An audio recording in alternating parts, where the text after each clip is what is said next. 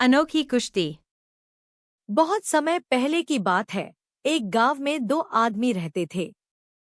उम्र, कदकाठ और स्वभाव में वे एक जैसे थे। वे हमेशा साथ रहते और जब कभी अकेले रहना पड़ता तो उनको लगता जैसे समय उन्हें दुखी करने के लिए ठहर गया हो।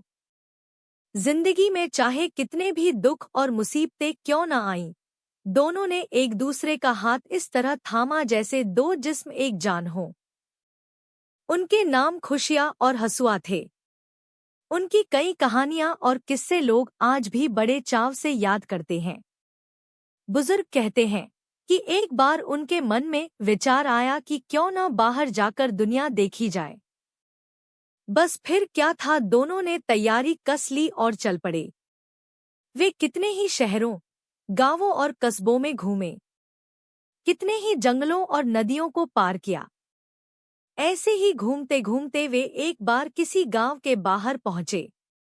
वहां उन्होंने बहुत बड़ी भीड़ देखी। उन्होंने सोचा, यह कैसी भीड़ है, चलो खुद ही देख लेते हैं। उन्होंने देखा, सामने अखाड़ा खोदा गया था और कुश्ती की तैयारी हो रही थी। यह सारे लोग बाघा और शेरा की कुश्ती देखने के लिए आए थे। दोनों के बीच कुश्ती शुरू हो गई। दोनों ही बहुत मजबूत पहलवान थे। भीड़ में कई लोग चिल्लाने भी लगे। जब दोनों में से कोई दांव लगाता तो भीड़ में से कोई ताली बजाता और फिर क्या होता, बस पूछिए मत। उसके पीछे तालियों की बौछार होने लगती। जब वे एक दूसरे के दांवपेंच को बचाते तो शोर मच जाता। काफी देर तक ऐसे ही कुश्ती चलती रही। ऐसा लग रहा था कि दोनों में से कोई हारेगा नहीं। भीड़ बढ़ती ही चली जा रही थी। इतने में शेरे ने जरा सा भीड़ की तरफ देखा और बाघे ने ऐसा दाव लगाया कि शेरा चित्त हो गया। लोग चिल्लाने लगे और आसमान तालियों से गूंज उठा। बाघा खुशी के मारे कुलांचे भरने लगा और तालियां बजाने लगा। लोगों ने उसे अपने कंधों पर उठा लिया।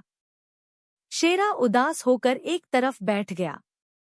वह मायूस होकर सोचने लगा, मैंने भी तो कोई कसर नहीं छोड़ी, किसी ने उसकी परवाह तक नहीं की। यह देखकर हंसुआ गांव के मुखिया के पास गया। उसने मुखिया से पूछा, अगर मैं और मेरा साथी तुम्हें कुश्ती दिखाएं तो तुम्हें कोई आपत्ति तो नहीं होगी? गांव का मुखिया थोड़ा मुस्कुराया और बोला, नहीं, भला इसमें हमें क्या आपत्ति हो सकती है। खुशियां और हंसुआ कमर में लंगोट बांधे अखाड़े में आ गए। काफी देर तक दोनों ने अपने अद्भुत कौशल का प्रदर्शन किया। लोग उन